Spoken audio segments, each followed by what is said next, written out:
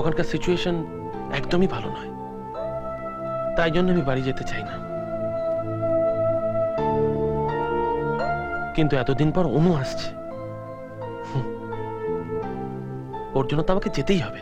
এক কাজ করি, আমি তোর সঙ্গে তোর বাড়ি চলে যাই, তারপর তুই আর অনু আমার সঙ্গে এসে আমার বাড়িতে থাকবি, বিন্দাস কাটবে। কি বলিস? থ্যাঙ্কস ইয়ার। আচ্ছা, তুই ওর জন্য যাচ্ছিস না অনুর সঙ্গে দেখা করার জন্য যাচ্ছিস? এই এই, সত্যি কথা বল, তুই অনুর জন্য যাচ্ছিস? মিথ্যে কথা বলছি, অনুর জন্য যাচ্ছি।